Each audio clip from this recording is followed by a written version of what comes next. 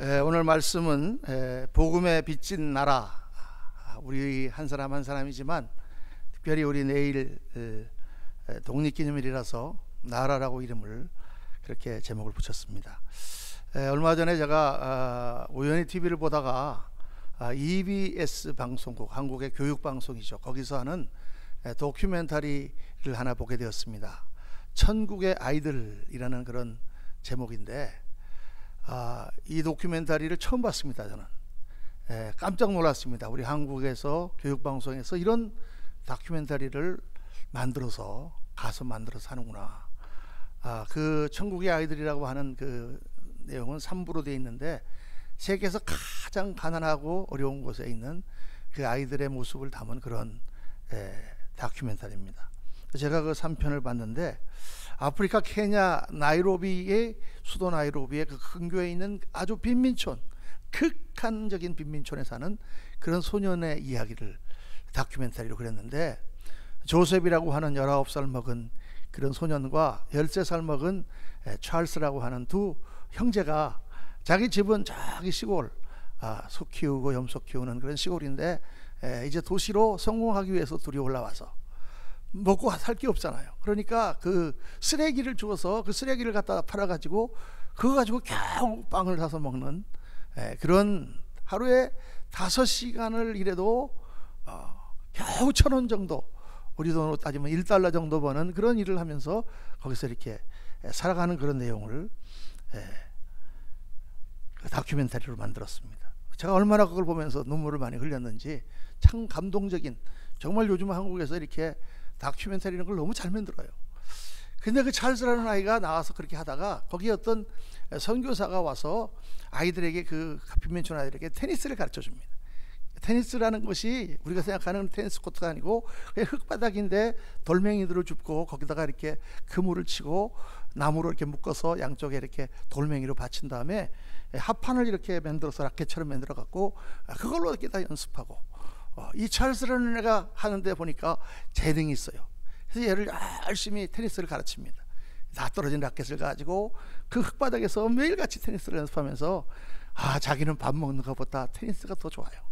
그렇게 하면서 그 형은 이제 그 아이를, 자기 동생을 공부시키기 위해서 열심히 쓰레기를 주워다가 파는 거예요. 어느 날은 쓰레기를 줍다가 발에 이렇게 유리 조각을 밟아가지고 발에 막 피가 나고 그랬는데, 그걸 약이 없으니까 발에 퉁퉁퉁 부어가지고 잘 걷지도 못하는데 그 소독약 하나 살 돈이 없는 거예요. 그래서 동생이 나가갖고 열심히 쓰레기를 주워가지고 그 소독약을 사다가 그걸 발라주고. 혹시 본 분이 계십니까?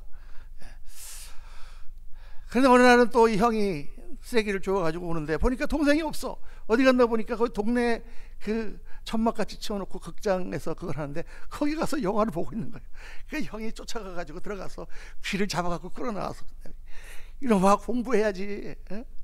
내 형이 이렇게 나가서 열심히 넉마를 주워다가 그렇게 하는데, 너 공부하고 성공해야지, 영화 보고 있으면 어떡하냐, 야단을 치니까 애가 막 눈물을 툭툭 떨어뜨리면서, 그렇게 해서 이제 걔가 연습을 해가지고 어떻게 돈을 마련해서 그 전국에 열리는 테니스 대회 나가서 주니어부에서 3등을 하고 막 그런 스토리를 이렇게 해놨는데, 그걸 보면서 그게 남의 일 같지가 않은 거예요. 그 형제 둘이 정말, 형이 자기는 넉마를 주어서 그 쓰레기를 주어서 그렇게 하지만은 그 어린 동생을 공부시켜가지고 정말 걔라도 성공할 수 있게 만드는 그 일이 우리나라에도 꼭 일어났던 일이다가 말이에요. 우리 요즘은 다 잊어버렸지만은 옛날 우리가 한 30년 전만 하더라도 돈이 없어서 공부 못 시키는 아이들이 많았습니다. 그렇게 시골에서 아이들이 많으면은 그 중에서 똘망똘망한 아이들 한둘만, 걔만 공부시키고 나머지는 다 걔들을 공부시키기 위해서 노동을 하거나 농사를 짓거나 그래가지고 걔를 어떻게 세워서 우리 집안에 너는 기둥이다, 네가 잘해야 된다, 이렇게 하지 않았냐 그 말이에요. 그렇죠 여러분. 그랬는데 그 동생이 커가지고 사법고시 합격해서 검사가 됐는데, 그러고 나서는 자기 가난했던 부모들과 형제를 잊어버리고 부잣집 딸을 만나갖고 모른 척하고 그렇게 간다, 뭐 이렇게 갖고 그게 이렇게 드라마가 이렇게 돼가지고 이렇게 우리가 그거 보면서 막 그 화를 분노하고 막 그러지 않았습니까? 그게 불과 30-40년 전에 우리나라에 일어났던 일이잖아요. 그걸 보면서 제가 가슴에 탁 와닿는 게, 야, 사람은 혼자 살 수 없는 존재다. 나 혼자 마음대로 내가 살 수 있는 존재가 아니란 말이에요. 같이 그 어렵고 힘들고 정말 찌들게 가난한 그곳에서도 형이 있고 동생이 있고 부모가 있고 눈물로 그들을 키워주는 그런 사람들이 있잖아요. 여러분, 같이 사는 존재예요. 여러분, 같이 산다, 같이 사는 공동체로 우리가 존재한다. 그럴 때 이미 우리는 서로에게 빚을 지고 있다. 빚을 지고 있는 것입니다. 부모는 자식에게 빚을 지고 있고, 자식은 부모에게 빚을 지고 있고, 남편은 아내에게 빚을 지고 있고, 아내는 남편에게 빚을 지고 있고, 우리 형제지간에 서로 빚을 지고 있고, 우리가 서로 간에 친구끼리 교우끼리 다 우리는 빚지고 사는 거예요. 서로. 가만히 생각해 보면 우리 인생은 태어날 때 이미 그 자체가 빚을 지고 태어난 것입니다. 무엇 하나 내가 소유했거나 내가 만들거나 내가 버린 것은 없어요. 사실은요. 나에게 주어진 시간과 환경과 나의 존재 자체가 여러분 내가 만든 것이 아니죠. 나에게 다 거저 주어진 것입니다. 사실 내 것이라고 할 수 없어요. 내가 머리가 좋습니까? 여러분 그 머리 내가 만들었습니까? 그렇게 나에게 주신 거예요. 내가 남들보다 더 의지력이 강해서 더 열심히 일해서 돈을 많이 벌었습니까? 여러분 그 의지력 다 하나님이 주신 거예요. 내가 만든 거 아니에요. 여러분 우리가 받은 모든 것이 사실은 다 거저 받은 것이고 내 것이라고 할 수가 없는 거예요. 그래서요. 한번 따라 합시다. 내 것은 없다. 내 것은 없어요. 다 우리는 빌려 쓰고 있는 거예요. 빌려 쓰고 있는 거예요. 그게 성경이 말씀하는 청지기 정신입니다. 빌려 쓰고 있다고 하면 거기에는 당연히 뭐가 따르느냐? 책임이라는 것이 따르는 거예요. 우리가 좋은 것을 많이 받았으니까, 많이 빌렸으니까 그 빌린 것을 가지고 뭔가 보람 있게 해야 된다. 그래서 여러분 오늘 말씀을 통해서 우리가 세 가지 인생의 빚이 있습니다. 우리 한국 사람들, 특별히 우리 한 사람 한 사람 세 가지 빚이 있어요. 첫째는 지금 말씀드린 대로 인생 자체가 빚입니다. 하나님이 나에게 이렇게 좋은 것을 많이 주시고 건강 주시고 다른 사람보다 더 많은 좋은 조건을 주셔서 나를 이렇게 잘 살게 하셨다면 우리가 아무렇게나 인생을 살아치워서는 안 된다 그 말이죠. 나에게 주신 이 좋은 것을 가지고 뭔가 보람 있고 가치 있는 인생을 살아야 되는 거죠. 어떻게 사는 것이 가치 있는 인생인가? 가치 있는 인생은 한마디로 말하면 나에게 그 모든 것을 주신 분의 뜻에 맞게 나에게 그것을 공급하신 분을 기쁘시게 하는 것, 그게 가치 있는 인생이에요. 쉽게 말하면 하나님을 기쁘시게 하는 삶, 거기에는 모든 것이 다 들어갑니다. 부모를 잘 공경하고 부모의 기대에 어긋나지 않는 거, 이거 하나님의 뜻 가운데 있는 거죠. 주위에 있는 사람들에게 많이 사랑하고 나누어주는 거, 이거 하나님의 뜻 가운데 있는 거죠. 내가 또 행복하고 건강하고 잘 사는 거, 이거 하나님의 뜻 가운데 있는 거죠. 믿으시면 아멘 하시기 바랍니다. 뭐 우리 어떤 사람은 예수 믿고 교회 다니면은 참 무더운 것 같은 곳이라고 생각할지 모르지만 아니에요. 여러분 예수님 믿고 사는 삶은 정말 행복하고 건강하고 힘있고 가치있고 아름답고 깨끗하고 복된 삶이에요. 아멘입니까? 사람들이 그 수준을 잘 몰라서 그러는 거예요.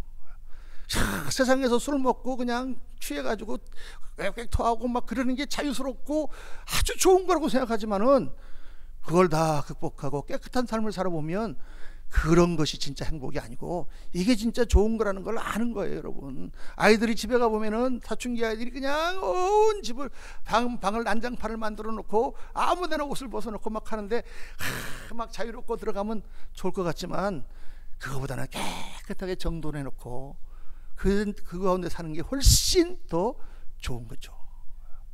그런 거하고 똑같은 거예요. 세상에서 자유스럽게 사는 게 행복할 것 같아도 여러분 행복하지 않습니다.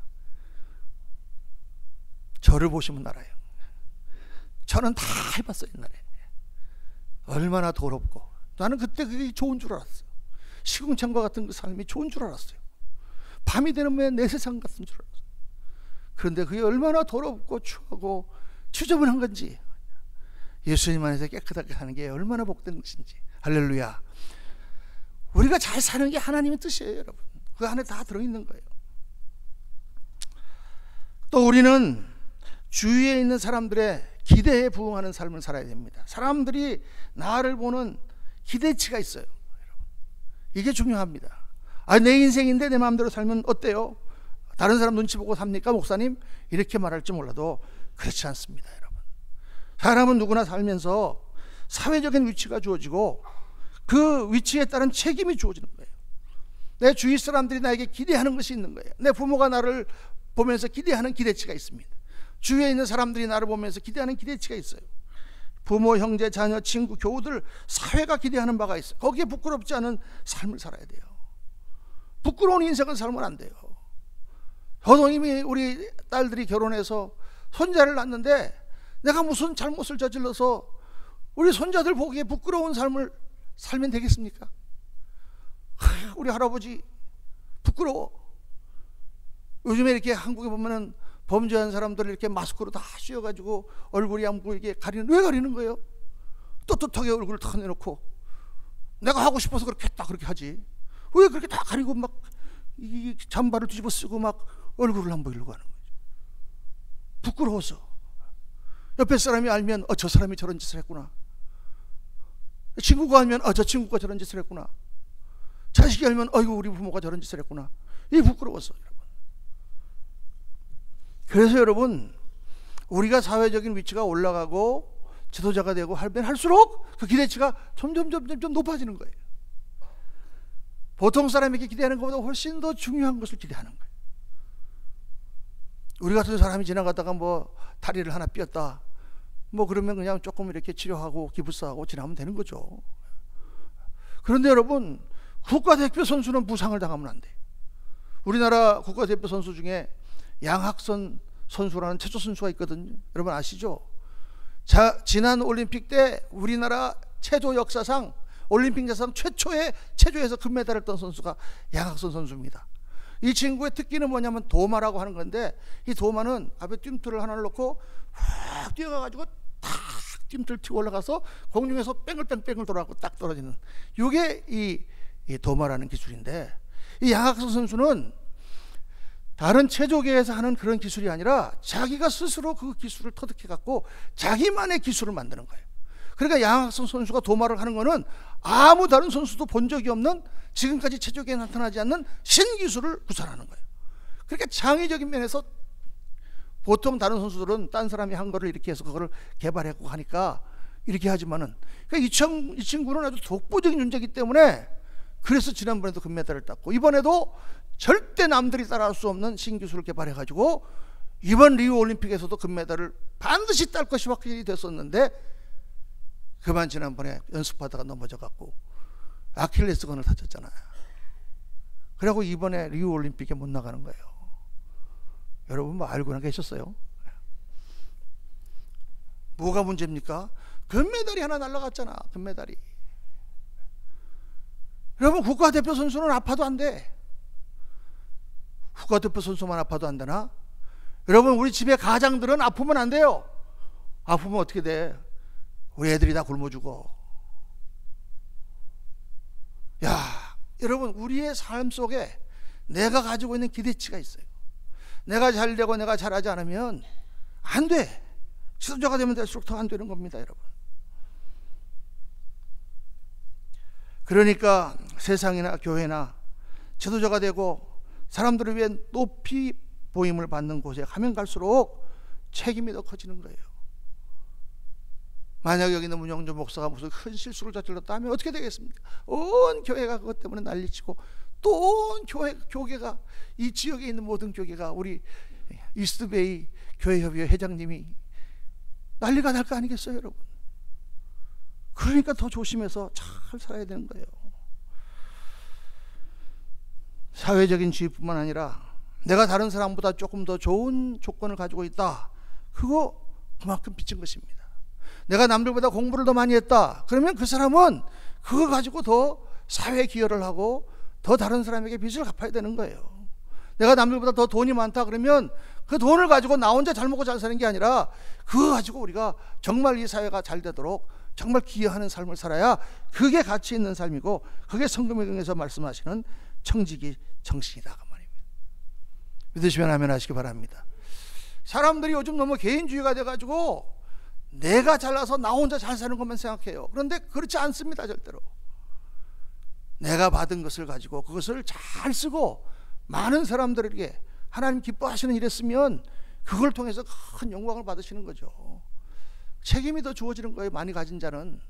옛날 제가 군대 가보니까 보병부대가 중대가 있고 소대가 있고 분대가 있는데 한 부대가 10명으로 돼 있어요. 그런데 10명이 한 조가 되고 거기에 이제 분대장이 있고 그 다음에 이제 또 다 이렇게 있는데 다 소총을 한 자루씩 갖고 있잖아요. 그런데 그 10명 중에 기관총 사수가 있어요. 기관총 사수. 그 사람은만 기관총 갖고 있는 거예요. 그 사람은 더 크고 힘이 좋고 더 몸집이 큰 선수가, 큰 사람이 그걸 가져야 돼. 왜냐하면 그 M60 그거는 무거워요. 다른 것보다. M60는 혼자 다니고 있지만 이거는 두 사람이 겨우 들 수 있는 건데 그걸 혼자 들고 다니면서 이 기관총 사수. 여러분, 기관총 사수가 전쟁하면 제일 저격을 당하기 쉽습니다. 적군이 제일 먼저 누구를 쏘겠어요? 기관총 가진 놈부터 쏘지. 기관총 사수는 다른 사람이 하는 거에 10배를 해야 되는 거예요. 다른 사람이 따콩따콩 할 때 기관총 사수는 다다다다다다다 해줘야 돌격 앞으로 하고 앞으로 나갈 수 있는 거지. 기관총의 뒤에서 어머 해주지 않으면 못 나가잖아요. 예? 여러분, 많이 가진 것은, 더 다름보다 좋은 것을 가진 것은 더 많이 해야 되는 책임이 있는 것입니다. 그래서 교회도 그 사회의 기대에 부응해야 되는 거예요. 우리 교회 다니는 사람들은요, 특별히 하나님 축복받은 사람들입니다. 예수님을 먼저 믿었다는 거, 이거 얼마나 복이에요. 그러니까 사회에서 교회를 보는 기대치가 있는 것입니다. 어제도 신문에서 보니까 대문짝만하게 났어요. 인터넷 신문에. 현직 목사가 간첩 혐의로 체포됐다. PC방에서 체포했다. 현직 목사가 탈북자를 돕는 그런 목사가 간첩 혐의를 했다.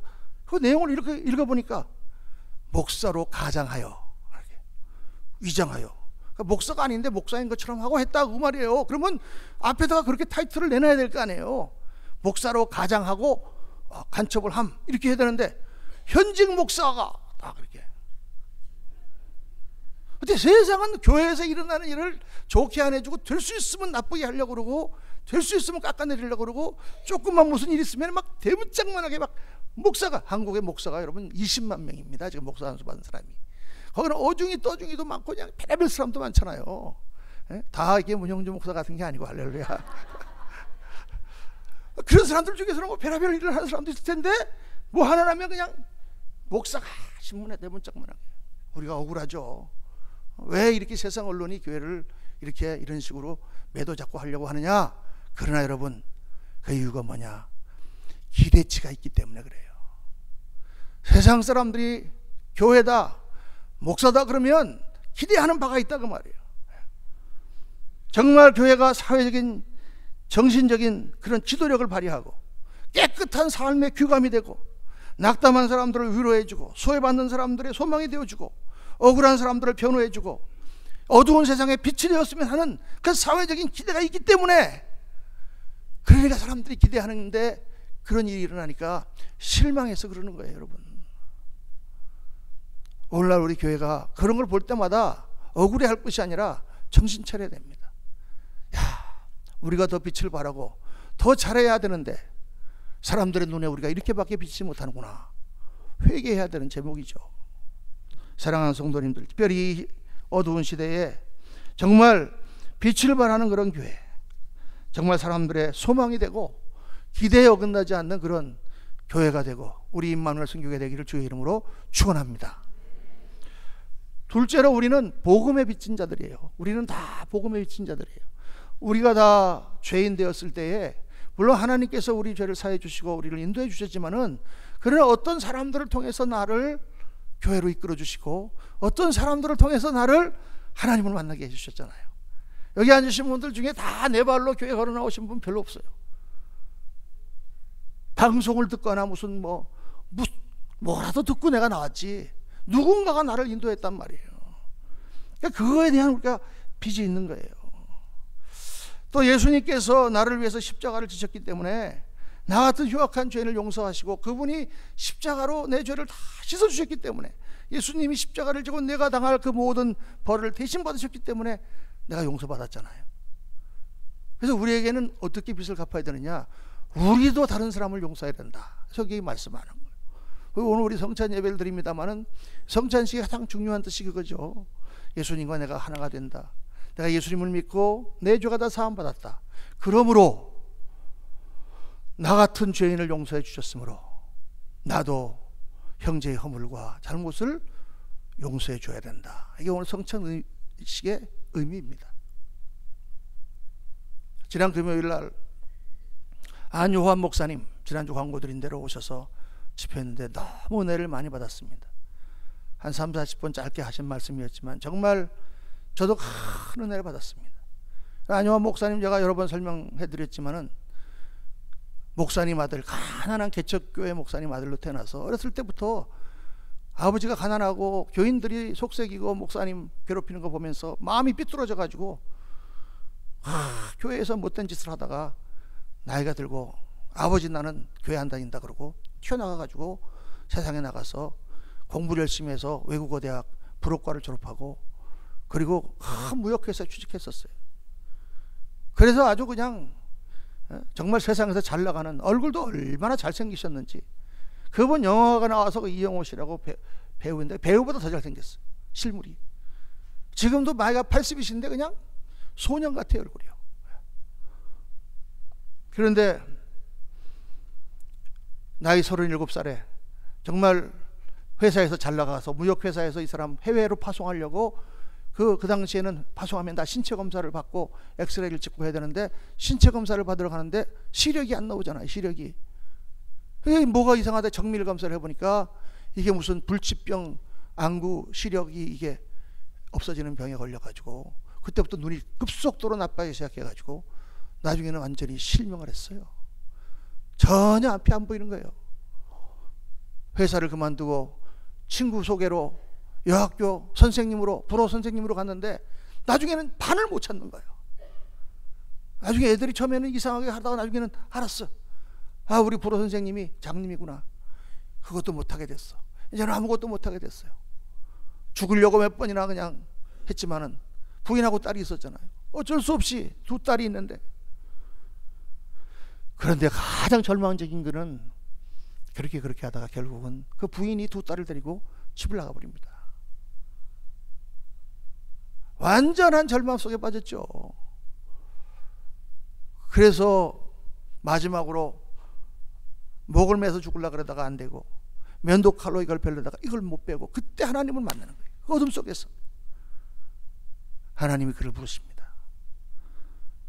여호수아서 1장 말씀 보면서 내가 너와 함께하리라. 그 말씀 듣고 아무 집도 없어지고 다 없어졌으니까 이제는 홈레스가 돼서 나가가지고 서울역에 거지가 되죠. 거지가.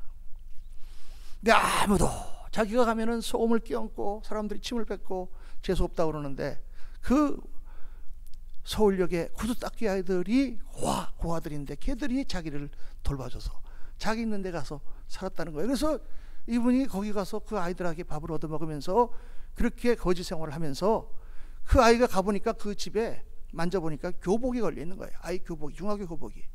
야, 너 이거 왜 교복을 여기 걸어놨냐 그랬더니 제가 학교를 가고 싶은데 구두 닦기 돈도 없고 학교를 갈 수가 없어서 제 소원이 학교 가서 공부하는 건데 교복만 걸어놓고 그냥 맨날 보고 있어요.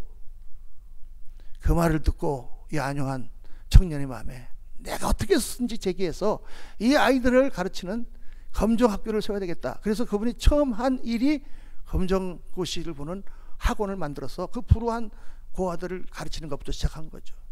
그 구두닦이들과 함께 거짓을 하면서 편지를 곳곳에 보내서 신학교를 가게 되고 신학교를 그 장님이 다 공부해서 졸업을 하고 목사 안수를 받고 학교를 세워서 학교 이사장이 됐습니다. 그런데 제가 말씀드리려고 하는 게 그렇게 했는데 어느 날 어떤 중년 부인이 찾아온 거예요. 그러니까 장모님이야, 장모님. 그 딸이 목사님 딸인데 얼마나 사랑을 외치고 얼마나 그런 가정인데 그 남편이 장님이 되니까 그 딸하고 두 딸을 나오라고 잡아챈 사람이 누구겠어요? 그 아버지하고 엄마지. 얼마나 그 목사님의 마음에 그게 원한이 돼 있었겠습니까? 근데 그 장모님이 와서 자네 너무 미안하네. 내가 죽을 죄를 졌네. 용서해 주게. 안요한 목사님이 그러시잖아요. 거기서 장모님, 예수님께서 나 같은 죄인을, 이 흉악한 죄인을 이렇게 구원해 주셨는데 용서하고 말고요, 다 장모님 잊으시고 따님이랑 잘 살라고 하세요. 저는 괜찮습니다. 감사합니다.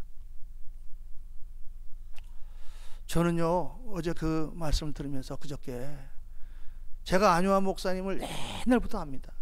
30여 년 전부터 그 간증을 여러 번 들었습니다. 근데 어쩌냐게 다시 제 마음속에 딱 그 말씀을 주시는 거예요.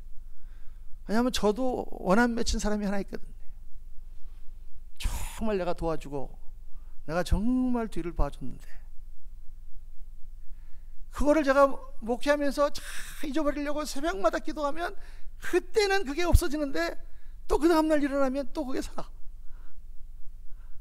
그때는 내가 잊어버리려고 그랬는데 내가 얼굴을 보면 또 숯불이가 올라와. 그런데 제가 어제 그제 싹 있었습니다. 할렐루야.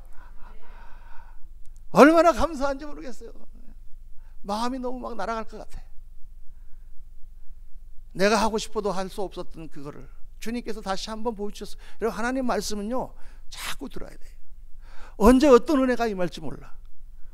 안요한 목사님 같은 그런 분이 오신다, 그럼 그냥 저녁에 나가서 말씀만 듣는 건데 좀 많이 나갔으면 좋을 텐데 여기 계신 분 한 반밖에 안 나왔어요. 너무 안타까웠어요. 그 똑같은 말씀을 듣지만 그 말씀이 제 가슴을 다시 찌르시고 성령이 역사하셔서 제가 얼마나 감사했는지 몰라요. 너무 은혜를 많이 받았습니다. 정말 감사하다. 여러분, 예수님께서 나를 구원해 주시고 나와 같은 죄인을 용서하시고 하나님의 자녀로 부르신 것을, 그 빚을 어떻게 갚는 거예요? 우리가 다른 사람을 용서하는 거예요. 정말 은혜를 아는 분이라면 누구든지 이 시간 주의 이름으로 용서할 수 있기를 주의 이름으로 축원합니다. 또 그 빚을 갚는 방법이 뭐냐? 나에게 복음을 전해준 사람이 있으니까 나도 다른 사람에게 가서 복음 전하는 거예요. 내가 어렸을 때 공원에 살았는데 등록금이 없었는데 어떤 독지가가 나를 도와줘서 내가 학교를 다녔다. 졸업을 하고 그 사람을 찾아보니까 그분이 이미 돌아가셨다. 어떻게 빚을 갚을 거예요, 여러분? 나도 그렇게 불우한 곳에 있는 사람들을 도와서 학비를 대주고 공부할 수 있게 해줘야 되구나. 이게 빚 갚는 거잖아요. 예수 믿는 사람도 똑같아요. 누가 나를 인도해서 하나님을 믿게 만들었으면 나도 누구 다른 사람을 인도해서 하나님을 믿을 수 있도록 최선을 다하는 거죠. 하다못해 교회라도 한번 같이 가자. 우리 행복 나눔 축제 하는데 이번 한 번만 좀 와달라. 이거 얼마나 큰, 하나님 앞에 큰 일입니까? 근데 아무것도 하지 않고 하나님 앞에 갔는데 천국이 너무너무 좋고 나 같은 죄인 구원 주시니 너무 감사한데 다 상급받는데 나는 아무도 다른 사람한테 이 얘기를 한 적이 없다. 그럼 얼마나 창피하겠습니까? 그리고 전도해야 되는 거예요. 전도라는 게 무슨 뭐 전도 훈련 받고 꼭 그래서가 아니라 안 믿는 사람 보면 위에서 기도해주고 또 그 사람 교회로 인도하고 예수 믿으라고 말 한마디 해주는 것이죠. 사랑하는 성도님들, 우리가 그렇게 빚을 졌고 또 우리가 교회가 그렇게 빚을 진 것입니다. 그래서 교회는 복음 전파, 영혼 구원에 힘써야 되는 거죠. 자꾸 새로운 사람을 자꾸 불러오는 것은 무슨 교회 새 사람을 지금 들이기 위해서 그러는 게 아니라 영혼을 구원하는 역사가 계속 일어나는 교회야만이 참 교회이기 때문에 믿으시길 주의 이름으로 축원합니다. 세 번째로, 우리나라는 우리 민족이 선교에 빚진 그런 나라요, 그런 민족입니다. 내일이 특별히 미국 독립기념일이잖아요. 저는 미국에 와서 한국에 있을 때는 8.15가 돼도 한 번도 내가 국가를 생각해 본 적이 없는데 미국에 와서 독립기념일 될 때마다 저는 이 국가라는 문제를 다시 한번 생각해 봐요. 야, 이 미국이라는 나라가 어떤 나라인가? 우리 한국이라는 나라는 어떤 나라인가? 정말 이렇게 한번 쭉 역사를, 최근의 역사를 제 삶 속에서 일어난 일만 이렇게 돌아봐도 너무 신기한 나라예요. 이런 미국을 와서 보니까 참 미국 같은 나라가 세상에 어디 있겠나. 가는 데마다 숲이고 가는 데마다 잘 정돈돼 있고 정말 자원도 풍부하고 땅도 크고 사람들도 귀히 여기고 정말 이 나라는 좋은 나라다. 저는 미국에서 지금 38 벌써 5년째 삽니다. 그런데 참 미국은 좋은 나라다. 그런데 역사를 보면 절대 미국이 처음부터 좋은 나라가 아니에요.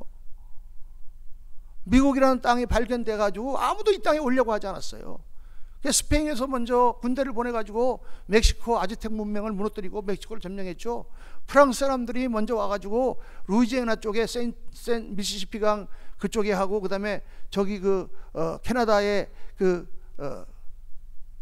거기 있잖아요, 퀘벡 그쪽 오데오까지 먼저 점령을 하고, 영국 사람들은 뒤늦게 다른 나라들이 가니까 우리도 가야 되는데 하고 이민이 갔는데 버지니아 쪽으로 처음에 왔는데요. 150명이 왔는데 1년 뒤에 가보니까요 다 죽었어. 여기가 살기 좋은 동네가 아니에요. 그 당시에는.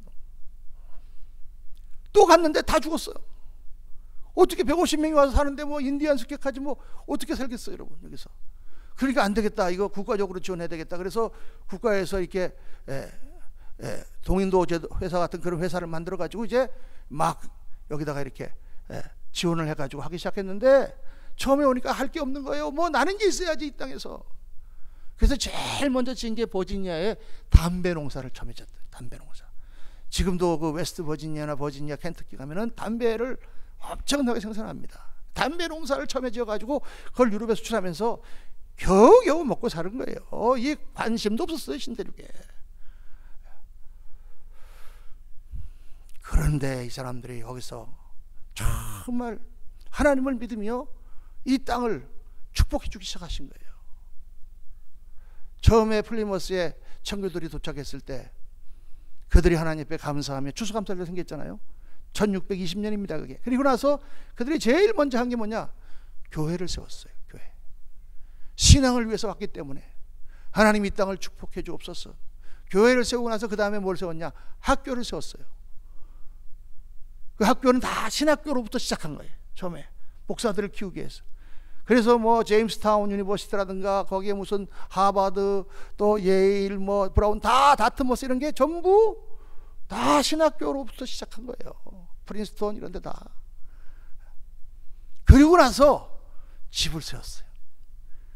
자, 먼저 교회를 세우고, 그 다음에 가르치기 위해서 학교를 세우고, 그리고 먹고 사는 집을 세웠단 말이에요. 오늘 우리는 뭐부터 세워요? 집부터 세우잖아. 그리고 도움 되면은 교육 가르치려고 그러고, 그리고 그 다음에 교회가 맨 마지막이에요. 그러면 안 돼요. 하나님이 그 사람들을 축복하셨어요. 그 땅이 그때부터 계속해서 사람들이, 이민자들이 밀려오면서 사람들이 거기서부터 발전하고 영국과 싸워서 독립을 쟁취하고, 그 다음에 그 서부 웨스트월드 무브먼트로 해서 서쪽으로 나가면서 그 황무지, 정말 지금도 콜로라도나 저 네브라스카 같은 데 가보면 아무것도 없는 홀판에 포장마차 차고 이 사람들이 와서 개척하고 믿음 가운데 하나님을 섬기면서 이 나라를 하나님 축복하셔서 세계에 전후무한 그러한 강국으로 하나님 세우신 거예요. 뭐 사람들이 그냥 전혀 그렇지 않습니다, 여러분. 우리나라를 보세요. 우리나라, 우리 한국. 뭐 우리 집사람이 설교할 때 옛날 얘기 좀 하지 마라, 당신 늙은 티난다 자꾸 그러는. 그러나 50년 60년 전에 우리나라가 얼마나 못 살았는지 지금 젊은 사람들은 상상도 못할 거예요. 상상도 못해요. 물이 안 나오는 데가 서울에 많았어요. 그래서 동해 앞에 공동수도가 하나 있어가지고 다 거기다가 이렇게 물통을 2개씩 갖다가 받아서 그 2 물통 들고 가서 일주일씩 살았어요. 다 잊어버리셨죠? 그것 때문에 나래비 쓰는 것 때문에 얼마나 싸움을 아침마다 많이 했는지 몰라요. 시장만 가면 그냥 봉투 하나 갖고도 싸우고, 사람들 그냥 생선 몇 마리 가져다가 그거 새벽에 나가서 팔고 그렇게 살았어요. 정말 가난했어요, 우리나라가. 지금 하나님 얼마나 축복해 주셨습니까? 우리나라 철강회사 때문에 미국 철강회사 흔들흔들하죠. 우리나라에서 전투기, 초음속 전투기를 만들어서 수출합니다, 여러분. 나가보면은 어디 동굴아파 우크라이나 가면 공사하는데 다 거기에 크레인, 포크레인 이런 게 전부 다 우리 국산이에요. 대우, 두산, 뭐 현대. 세계에서 지금 제일 이 배터리 산업이 발달이 되잖아요, 우리 한국이. 여러분, 어마어마하게 하나님 축복하셨습니다. 이런 일이 일어날 수 있나요? 우리나라 사람들이 똑똑해서, 우리나라 사람들이 근면해서? 아니에요, 여러분. 우리보다 더 똑똑한 민족 많고 더 근면한 민족 많습니다. 특별히 축복하셨어요, 한국을. 어디서부터 시작됐습니까? 지금부터 130년 전에 정말 복음을 들고 이 땅을 찾아온 선교사들이 있었어요. 깜깜한 나라, 아무것도 모르는 나라. 서양 사람들 보면은 돌멩이를 던지고 파란 눈에 귀신 왔다고 내쫓던 나라. 그 나라에 와서 그들과 함께 먹고, 그들과 함께 자고, 그들과 함께 싸고, 그 더러운 화장실에 가서, 그리고 그들을 가르치고 병원을 짓고 복음을 전파하고 교회를 세운 선교사들이 있었어요. 지금도 양화진에 가면은 수천 명의 선교사들의 순교한 무덤이 거기 있습니다, 여러분. 거기서부터 하나님이 시작하신 거예요. 복음의 씨를. 그 당시 땅끝이죠. 아무도 알 수 없는, 일본은 알고 중국은 알지만 조선이란 나라는 아무도 알 수 없었던 곳에 키라성 같은 그 청년들, 키라성 같은 수재들을 하나님께서 보내셔서 그들의 삶을 다 빨래비누처럼 전부 쏟아부어서 이 나라를 하나님이 걸음으로 일구기 시작하셨잖아요. 그리고 이 어마어마한 교회와 이 어마어마한 나라를 하나님 주신 거예요. 1900년도 말부터 하나님께서 한국 사람들을 세계로 퍼뜨리기 시작했습니다. 어디 우리나라가 고향 떠나면은 객사한 사람은 묘도 못 쓰게 했어요, 고향에다가. 옛날에 그랬잖아요. 바깥에 나가 죽은 사람은요, 자기 고향 땅에다 묘를 못 썼어요, 객사했다고. 그런 나라 사람들이요, 전 세계로 하나님 퍼뜨리셨어요. 저 아프리카에 가도 거기 한국 사람이 삽니다.